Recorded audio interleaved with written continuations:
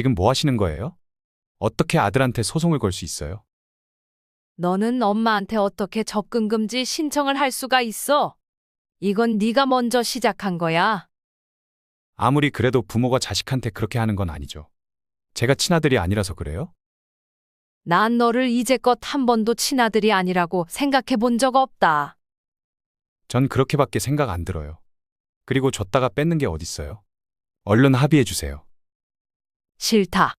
그 집 무슨 수를 쓰더라도 내가 다시 가져올 거니 그런 줄 알아라. 그 나이에 그렇게 욕심부려서 뭐 하시게요? 할 게 왜 없어? 죽을 때까지 편하게 살 거다. 정말 꼭 이러셔야겠어요? 처가 쪽에는 또 뭐라고 말해요? 창피하게 엄마랑 소송 중이라고 할까요? 창피하게 자기 엄마 집에 못 들어오게 접근 금지 신청한 네 행동도 말해보지 그래? 왜 또 말씀을 그렇게 하세요? 저랑 정말 연 끊으실 작정이에요? 그날부터 난 이미 너한테 연 끊긴 거라고 생각했다. 이미 끊어진 연 다시 이을 생각 추호도 없다. 방금 대화 속 주인공 73세 남옥순 할머니와 그의 아들 이창현입니다. 남씨 할머니는 얼마 전 아들에게 소송을 걸었습니다. 바로 남씨가 아들이 결혼할 적 증여한 10억 원대 아파트를 다시 가져오려는 소송이었습니다.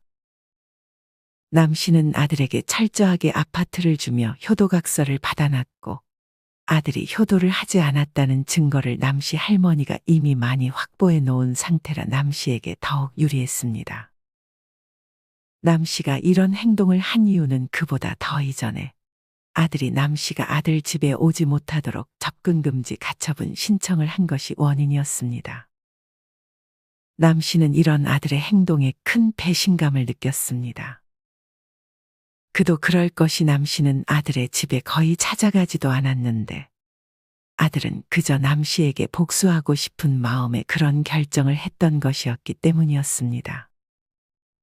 그건 그냥 엄마가 제 말을 너무 안 들어주시니까 그런 거예요. 내가 네 부탁이라면 다 들어줘야 되는 거니? 저도 반성하니까 이번 한 번만 그냥 서로 없었던 일로 해요. 시끄럽다. 앞으로 넌 이 엄마 눈치 보면서 살아라. 그렇게 남씨는 단호하게 아들을 내쫓았습니다. 과연 그간 남씨 할머니와 아들 사이에는 어떤 일들이 있었길래 아들은 남씨에게 접근금지 신청을 했고 남씨는 아들에게 준 아파트를 뺏어오려고 했을까요? 지금부터 남씨 할머니의 이야기를 들려드리겠습니다. 남씨 할머니는 어린 시절 가난한 집안에서 태어났습니다. 남씨는 학교에 가긴 했지만 모두가 점심에 도시락을 먹을 때 혼자만 수돗물로 배를 채우고 점심시간만 되면 잠을 자는 척 해야 했습니다. 당연히 교실 전체에 음식 냄새가 퍼지는데 배고픈 상태에서 잠을 제대로 청할 수는 없었습니다. 넌 왜 도시락 안 먹어? 쟤네 집 거지라 그래. 갈수록 학년이 올라가자 점점 남씨를 놀리고 조롱하는 친구들이 늘었습니다. 남씨는 어느 순간 학교에 별로 가고 싶지가 않았습니다. 남씨는 그렇게 국민학교까지만 졸업하고 바로 일을 해야 했습니다. 남씨는 자기보다 먼저 일을 하러 타지로 떠난 언니가 있는 곳으로 향했습니다. 남씨는 그래도 언니와 함께 있을 수 있어 좋았습니다. 남씨는 언니와 함께 살며 그렇게 돈을 벌어 집으로 돈을 보냈습니다. 하지만 얼마 안가 언니는 결혼을 할 것이라며 다시 한번 다른 지역으로 떠났습니다. 남씨는 다시 홀로 남겨졌습니다. 언니는 자기가 있는 곳으로 올라오라고 했지만 남씨는 거기서 다시 일을 구할 수 있을지 알 수 없어 그냥 남아있기를 선택했습니다. 그렇게 시간이 흘러 남씨는 건너 소개를 통해 중매로 남편을 만났습니다. 남씨는 이제 어느 정도 돈도 모아놓은 상태라 얼른 자기도 언니처럼 결혼을 하고 싶었습니다. 남씨가 만난 남편의 직업은 교사였습니다. 하지만 직업 좋은 아들을 둔 남씨의 시어머니는 아주 깐깐했습니다. 교사 남편이랑 결혼하는 게 하늘의 별 따기인 거 알지? 항상 남 씨의 시어머니는 남 씨를 자기 발 아래 두려는 듯 했습니다. 남 씨의 남편은 교사였지만 집에서의 행동은 교사라는 직업과 별로 잘 어울리지 않았습니다. 자기 어머니를 닮았는지 아주 가부장적이고 꽉 막혀 있었고 남 씨를 하대하기 일쑤였습니다. 저런 성격으로 무슨 아이들을 가르치겠다는 건지. 남 씨는 항상 속으로 이렇게 생각했습니다. 남 씨는 남편과 자식을 가지려고 노력했습니다. 하지만 뭐가 문제인지 임신이 잘 되지 않았습니다. 남 씨의 남편은 일을 쉴 정도는 아니었지만 평소 몸이 좀 허약하고 집에만 오면 거의 누워있기만 하는 등 그리 건강한 편이 아니었습니다. 하지만 남 씨는 하루 종일 움직여도 몸이 튼튼하고 어디 잘 아프지도 않았습니다. 이렇게만 보면 임신이 안 되는 문제는 남편 쪽에 있을 가능성이 컸지만 남 씨의 시어머니와 남편은 이 모든 잘못을 남 씨에게로 돌렸습니다. 남 씨는 참 억울했습니다. 그러던 어느 날 남 씨가 장을 보고 집으로 돌아왔습니다. 집은 참 고요했고 안방에서 남 씨의 시어머니와 남편의 대화하는 소리가 들렸습니다. 남 씨는 굳이 그 대화를 알려고 하지 않았지만 이후에도 점점 시어머니와 남편 둘만 소곤대는 날이 많았습니다. 머지않아 남편은 남 씨에게 이혼을 통보했습니다. 알고 보니 애를 못 낳게 되자 시어머니와 남편은 이혼을 이미 못 박아놓고 새로 재혼할 여자를 고르고 있느라 둘이 방에서 서곤거렸던 것이었습니다. 남 씨는 그런 남편과 시어머니에게 큰 배신감을 느꼈습니다. 이때 당시에는 가사를 한 아내의 기여도가 크게 인정되지 않는 상태라 소송을 해도 위자료를 받기가 쉽지 않았습니다. 남 씨는 그냥 이혼을 하기로 결정했습니다. 남 씨는 이사를 할 때 자기가 사온 가전들과 접시 하나까지 모조리 챙겨 나왔습니다. 너 지금 뭐 하는 거야? 이거 제가 산 거잖아요? 남 씨가 산 가전들이 하나둘 빠지자 집은 세입자가 들어오기 전인 것 마냥 텅텅 빈 곳이 많았습니다. 아마 남 씨가 조용히 몸만 나갈 줄 알았는지 시어머니와 남편은 적잖이 당황한 눈치였습니다. 그렇게 남 씨는 방을 하나 구해 혼자 살기 시작했습니다.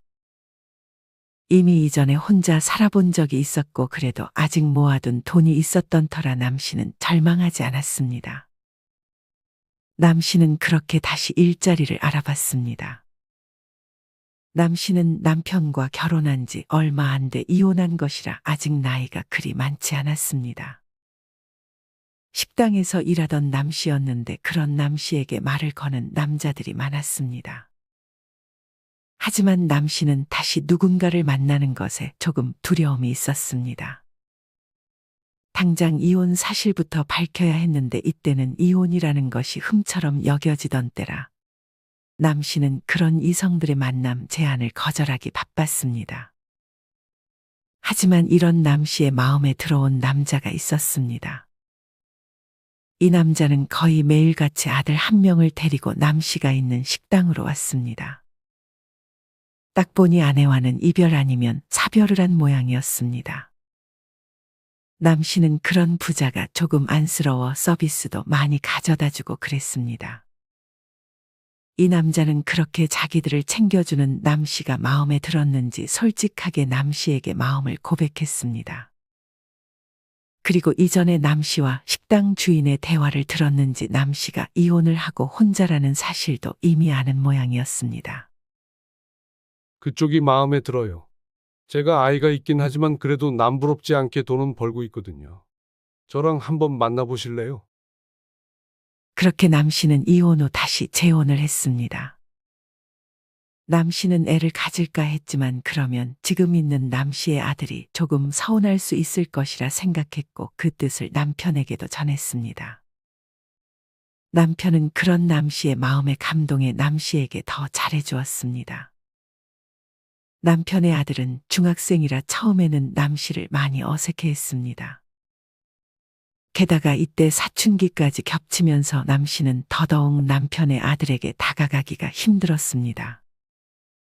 남편은 사업을 했는데 날이 갈수록 바빠져서 집에서는 남 씨와 아들이 같이 있는 시간이 많았습니다. 남 씨는 괜히 아들이 불편할까봐 그냥 밥만 제때 차려주고 불필요한 말들은 하지 않았습니다. 하지만 아들은 그런 남 씨의 배려를 오해하는 듯 싶었습니다. 아줌마는 왜 제가 사고 쳐도 아무런 혼도 안 내요? 제가 친아들이 아니라서 그래요? 창현아, 엄마한테 아직도 아줌마가 뭐야? 엄마라면 제가 사고 쳤을 때 지금처럼 방관하지 않겠죠? 남 씨의 남편은 어느 순간부터는 아들과 남 씨가 문제가 있을 때면 항상 남 씨 편을 들어줬습니다. 남 씨는 그동안 아들을 배려한다고 했던 행동들이 오히려 무심했을 수도 있다는 것을 깨닫고 이때부터는 정말 아들의 엄마처럼 행동하려고 노력했습니다. 남 씨는 최대한 아들에게 말도 많이 걸었고 자주 안아주기도 했습니다. 그런 남 씨의 마음을 아들도 조금은 느꼈는지 시간이 흐를수록 아주 조금씩 남 씨에게 마음을 여는 듯 했습니다. 그렇게 아들은 어느덧 성인이 되었습니다. 하지만 아들이 성인이 되고 얼마 안가 불행히도 남 씨의 남편은 극심한 사업 스트레스로 크게 아팠습니다. 남 씨는 항상 남편에게 욕심 부리지 말고 만족하고 감사하며 살라고 말해줬지만 남 씨의 남편은 매번 남과 비교하며 더 잘된 사람들을 하루라도 빨리 따라잡고 싶은 마음에 무리하게 사업을 벌였습니다. 정말 열심히 사는데 자기 뜻대로 되지 않자 남편은 잠도 자지 않아가면서 더 무리하기 시작했고 결국 얼마 안가 남편은 남 씨와 아들을 남기고 세상을 떠나고 말았습니다. 남편은 아플 당시 사업을 빠르게 정리했습니다. 다행히 사업이 성장하지는 못했지만 그래도 어느 정도 수입이 있었기에 남 씨의 남편은 남 씨의 이름으로 아파트를 하나 해줬습니다. 남 씨는 남편에게 그 아파트 잘 가지고 있다가 아들 결혼하면 잘 살라고 꼭 주겠다고 했습니다. 남편은 무작정 주지 말고 아들이 남 씨에게 효도하면 주라고 말해줬습니다. 남 씨와 아들은 그렇게 남편이자 아버지를 보내주었고 같이 슬픔을 나눴습니다. 이때쯤 남 씨와 아들은 꽤 끈끈한 관계를 유지하고 있었습니다. 이후 남 씨에게 남편의 사망보험금이 나왔습니다. 아들은 그 사실을 알고 남 씨에게 요구했습니다. 엄마, 저도 아버지처럼 사업을 좀 해보고 싶어요. 그래서 그런데 이번에 아버지 사망보험금 나온 거 있죠? 그거 저한테 지원해 주실 수 있어요? 남 씨는 아들의 말에 고민했습니다. 난 네가 아버지처럼 사업은 안 했으면 좋겠는데. 남 씨는 아들이 남편처럼 될까봐 걱정했습니다. 그런 남 씨의 마음을 읽었는지 아들은 자기는 절대 건강을 해쳐가면서 사업을 하지 않을 거라며 남 씨를 안심시키려 애썼습니다. 남 씨는 그렇게 남편의 사망보험금으로 아들이 성인이 된 후 처음으로 지원해줬습니다. 그 금액은 결코 작지 않았습니다. 아들은 그간 열심히 사업을 구상했는지 처음 하는 사업임에도 불구하고 꽤 돈을 벌고 있는 듯 싶었습니다. 아들은 이후 남 씨에게 결혼 소식을 알렸습니다. 남 씨는 큰맘 먹고 남편에게 받은 집의 명의를 아들에게 이전해 주기로 했습니다. 위치가 좋았던 아파트라 해가 갈수록 아파트 값도 오르고 있었습니다. 하지만 남 씨는 남편의 뜻대로 집 명의를 이전하기 전에 아들에게 효도각서를 받았습니다. 아들은 그런 아파트를 봤는데 효도각서 쓰는 건 일도 아니라고 생각해서 효도각서를 쓰고 여러 가지 조건에 동의했습니다. 남 씨는 아들이 그 아파트를 담보로 대출을 받지 말라는 내용도 적어놨고 그리 꼼꼼하지 못한 아들을 대신에 가끔 집을 점검할 때는 자기가 직접 가겠다는 조건을 내걸었습니다. 그렇게 아들은 각서에 도장을 찍고 결혼식을 올리기 전부터 예비 며느리와 들어가 살기 시작했습니다. 며칠 후에 상견례 날짜가 다가왔습니다. 저는 조금 불안하긴 하네요. 인사 후에 밥을 먹다 사돈은 내내 한숨을 쉬더니 속마음을 말하기 시작했습니다. 어떤 게 불안하세요? 지금 아버지도 안 계시고 예비 사위는 안정적인 직업도 아니고 심지어 친엄마가 아니라면서요? 예비 며느리는 무슨 소리를 하는 거냐며 엄마에게 눈치를 줬습니다. 아들은 자기가 대신 말하고 싶은 눈치였지만 차마 기가 셌던 장모 앞에서 말을 꺼내지 못하고 있었습니다. 남편이 없지만 아들 제가 잘 키웠고 저는 한 번도 제 아들이 친아들이 아니라고 생각한 적 없어요. 저라도 사돈의 입장이면 염려할 수 있겠지만 그렇다고 해서 제 아들이 어디 못하거나 하진 않다는 거 사돈도 잘 아시잖아요. 지금 당장은 그럴 수 있어도 나중에 또 어떻게 변할지 모르잖아요. 전 그게 좀 불안하네요. 그래서 파혼이라도 시키자는 건지 의아했지만 이 이상 사돈은 말을 꺼내지는 않았습니다. 아마 그래도 집을 해줬다는 것 때문에 결혼을 막지는 않는 듯 싶었습니다. 그렇게 아들은 결혼을 했습니다. 그러면서 아들의 사업도 어느 정도 안정기에 접어든 모습처럼 보였습니다. 하지만 아들은 아버지처럼 더 욕심을 내기 시작했습니다. 사업은 안주하는 순간 끝이에요. 지금 제 경쟁자들이 빠르게 치고 올라가고 있어서 저도 더 열심히 해야 돼요. 남 씨는 자주 아들에게 전화를 걸어 건강 챙기면서 일하라고 했지만 아들은 사업에 완전 몰입하는 듯 보였습니다. 그건 그렇고 예진이도 같이 사업하는 거니? 원래 안 하다가 제가 믿을 만한 사람이 필요해서 최근에 같이 하기 시작했어요. 남 씨는 내심 둘 다 같은 일을 하는 게 영 불안했습니다. 만약 아들이 망하기라도 한다면 며느리라도 수입이 있어야 할 텐데 이제는 아들이 망하면 며느리도 같이 망하는 것이나 다름없었습니다. 며느리는 아들과 같이 일을 하면서 아들에게 점점 간섭을 하기 시작했습니다. 아들은 꽤나 귀가 얇았습니다. 아들이 잠깐 흔들릴 때 아들은 며느리의 조언을 듣고 중대한 결정을 내려버렸습니다. 그 결과 아들의 사업은 크게 기울기 시작했습니다. 차라리 네 선택을 따르지 그걸 왜 아직 잘 모르는 며느리 말대로 결정해버렸어. 남 씨는 속상한 마음에 아들을 질타했습니다. 아들은 이 일을 계기로 한순간에 사업이 망했습니다. 하지만 다행히도 빚이 아주 크게 남지는 않은 듯 했습니다.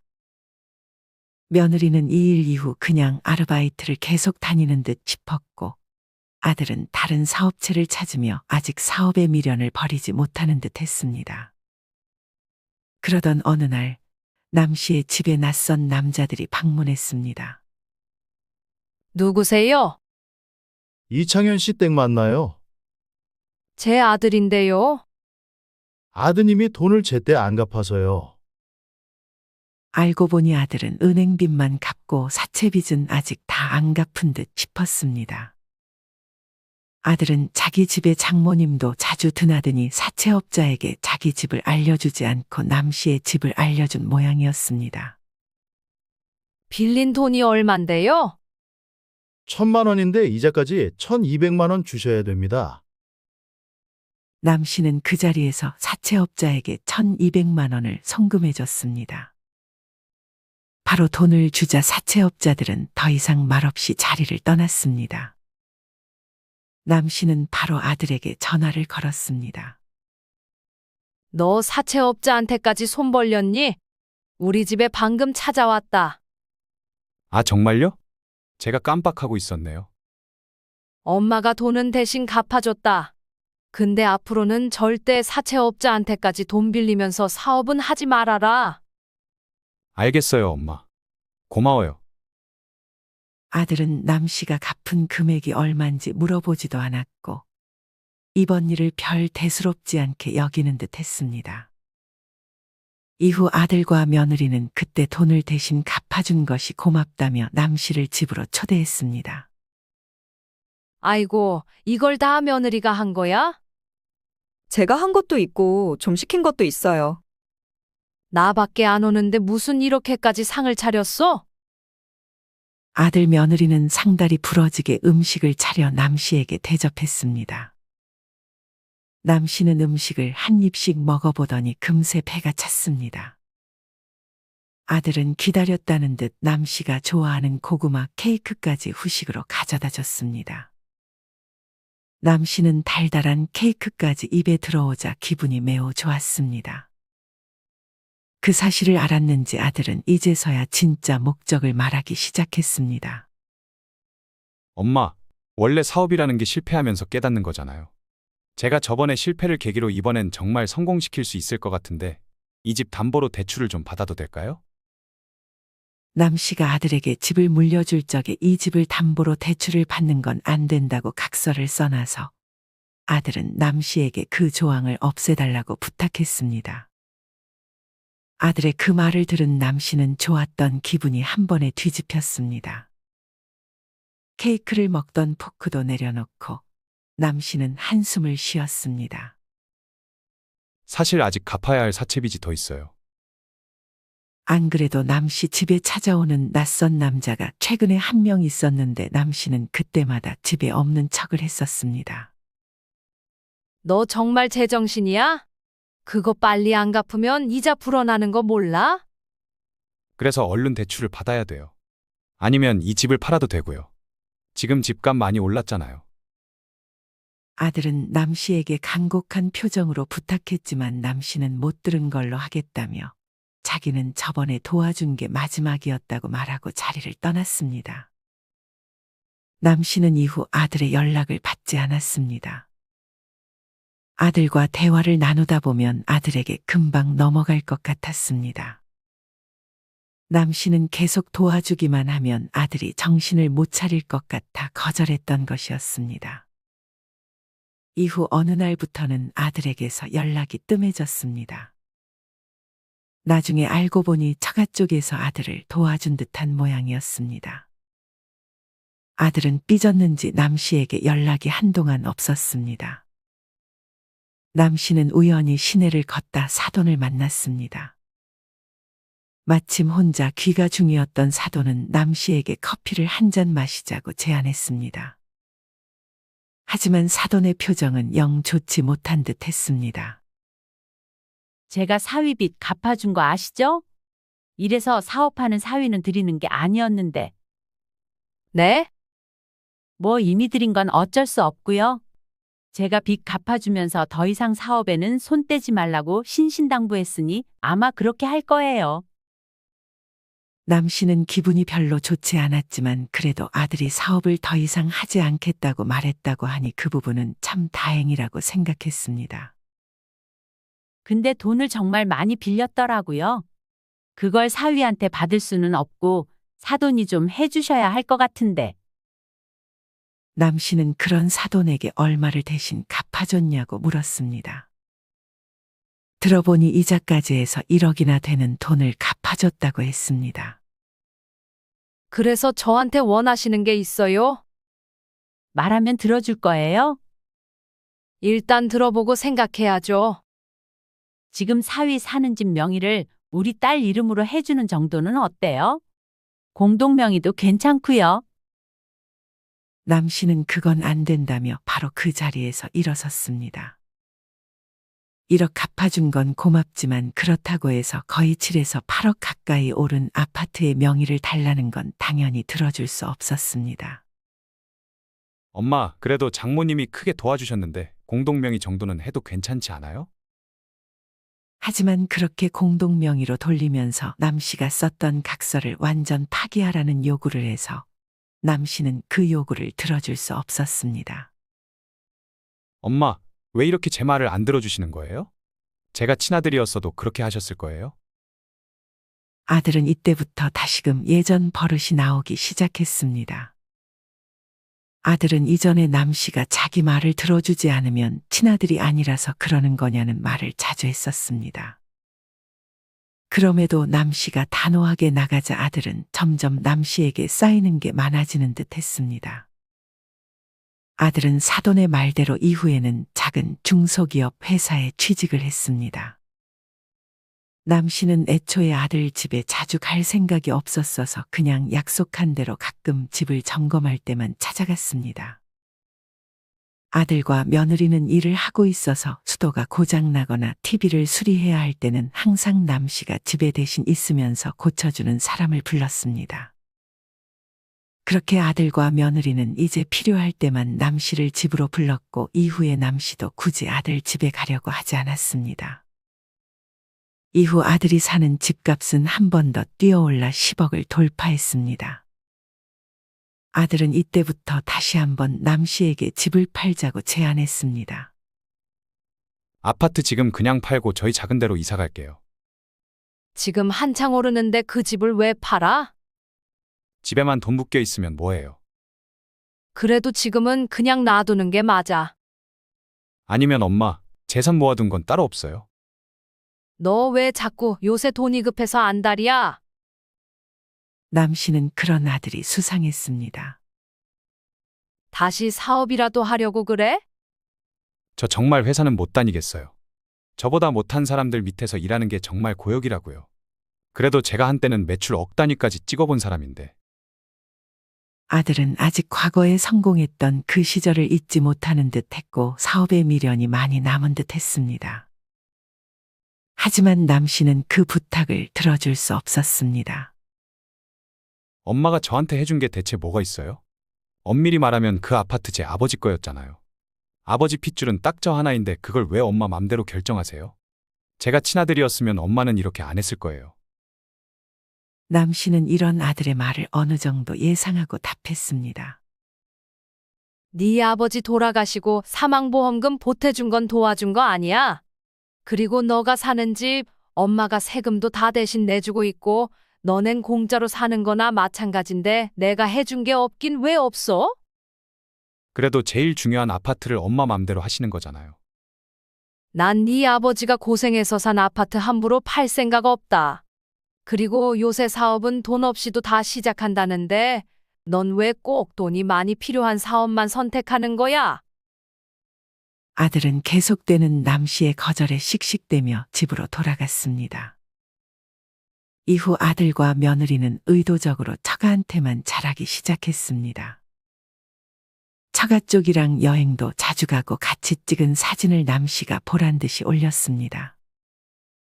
아마 남 씨를 외롭게 만들어서 자기 말을 들어주도록 전략을 바꾼 듯 싶었습니다. 하지만 혼자가 익숙했던 남 씨는 그런 아들 며느리의 행동에 콧방귀도 끼지 않았습니다. 남 씨는 이맘쯤 소일거리 일을 하며 누구보다 혼자서도 잘 놀고 있었습니다. 이제는 욕심도 많이 없어졌고 작은 것에 감사하며 그저 하루하루 하고 싶은 것 하면서 사니 이렇게 좋은 시기가 없다고 생각했습니다. 아들과 며느리는 자신들의 행동에 남 씨가 아무런 반응이 없자 괘씸해하는 듯 보였습니다. 그러던 어느 날 남 씨는 여느 때와 같이 집을 점검하러 아들의 집을 방문했습니다. 거의 6개월 만에 하는 방문이었습니다. 하지만 이날 아들 집에 비밀번호가 바뀌어 있었습니다. 남 씨는 집을 점검하러 가는 것을 이유로 아들 집의 비밀번호를 알고 있었고 비밀번호를 알려주는 것은 각서에도 적은 내용이었습니다. 남 씨는 의아한 마음에 아들에게 전화를 걸었습니다. 하지만 아들은 이런저런 핑계를 대며 남 씨가 집을 들어오기를 거부했습니다. 남 씨는 이 문제를 걸고 넘어지며 이때부터 아들에게 전화를 많이 걸기 시작했고 아들 집에 찾아가는 날도 늘었습니다. 아들은 이런 남 씨의 행동을 증거로 삼아 남 씨에게 접근금지 가처분 신청을 했습니다. 아들의 신고로 남 씨는 이제 아들 집 주변에도 가지 못하게 됐습니다. 심지어 접근금지 신청을 하면 전화나 연락도 하면 안 된다고 했습니다. 남 씨는 이런 아들의 태도에 분노했습니다. 아무리 친아들이 아니었어도 누구보다 아들 생각을 많이 하고 아들을 위해 살았다고 생각했는데 그 결과가 가까이 오지도 못하게 하는 것이라는 생각에 남 씨는 서러웠습니다. 남 씨는 아들에게 항상 진심이었기에 이런 아들의 행동에 큰 배신감을 느꼈습니다. 나중에 알고 보니 이는 며느리의 아이디어인 듯 했습니다. 남 씨를 끝없이 고립시키면 언젠가 자기한테 아파트를 온전히 넘겨주겠다고 생각한 모양이었습니다. 하지만 남 씨는 그런 아들 며느리의 계략에 넘어가지 않았습니다. 남 씨는 아들에게 집을 물려주면서 썼던 각서의 내용을 아들이 어겼다고 생각하고 이때부터 아파트를 다시 가져와야겠다고 생각했습니다. 남 씨는 바로 변호사를 찾아가 소송을 준비했습니다. 그리고 그동안의 카톡과 통화 녹음을 증거로 잡아 아들이 효도를 이행하지 않았다는 증거들을 모았습니다. 그러고는 바로 아들에게 집을 반환하라는 소송을 걸었습니다. 아들에게 곧 내용 증명이 갔습니다. 이를 본 아들은 바로 남 씨의 집을 찾아왔습니다.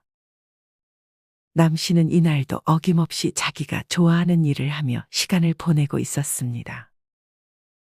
난데없는 불청객의 남 씨는 흥이 깨졌습니다. 아들은 들어오자마자 인사도 없이 남 씨에게 쏘아붙였습니다. 한가하게 지금 그림이나 그리고 있을 때예요? 지금 뭐 하시는 거예요? 어떻게 아들한테 소송을 걸 수 있어요? 너는 엄마한테 어떻게 접근 금지 신청을 할 수가 있어? 이건 네가 먼저 시작한 거야. 이제 남 씨는 아들의 말을 그저 듣고만 있지 않았습니다. 아무리 그래도 부모가 자식한테 그렇게 하는 건 아니죠. 제가 친아들이 아니라서 그래요? 남 씨는 이제 이런 아들의 말이 지긋지긋했습니다. 난 너를 이제껏 한 번도 친아들이 아니라고 생각해 본 적 없다. 근데 이제는 생각이 바뀌려고 하네. 전 그렇게밖에 생각 안 들어요. 그리고 줬다가 뺏는 게 어딨어요? 괜히 변호사 비용 낭비하지 말고 얼른 합의해 주세요. 싫다. 그 집 무슨 수를 쓰더라도 내가 다시 가져올 거니 그런 줄 알아라. 그 나이에 그렇게 욕심부려서 뭐 하시게요? 할 게 왜 없어? 죽을 때까지 편하게 살 거다. 정말 꼭 이러셔야겠어요? 처가 쪽에는 또 뭐라고 말해요? 창피하게 엄마랑 소송 중이라고 할까요? 창피하게 자기 엄마 집에 못 들어오게 접근 금지 신청한 네 행동도 말해보지 그래? 왜 또 말씀을 그렇게 하세요? 저랑 정말 연 끊으실 작정이에요? 그날부터 난 이미 너한테 연 끊긴 거라고 생각했다. 이미 끊어진 연 다시 이을 생각 추호도 없다. 그건 그냥 엄마가 제 말을 너무 안 들어주시니까 그런 거예요. 내가 네 부탁이라면 다 들어줘야 되는 거니? 저도 반성하니까 이번 한 번만 그냥 서로 없었던 일로 해요. 시끄럽다. 앞으로 넌 이 엄마 눈치 보면서 살아라. 남 씨는 이제껏 아들에게 정말 최선을 다했다고 생각했습니다. 죄송하다는 말과는 달리 아들은 남 씨가 한 소송의 변호사를 고용하며 대비하는 모습을 보였습니다. 하지만 이후 법원에서는 남 씨가 제출한 자료들이 대부분 인정되면서 남 씨 할머니의 편을 들어줬습니다. 그렇게 아들에게 줬던 집의 명의는 다시 남 씨에게 넘어왔습니다.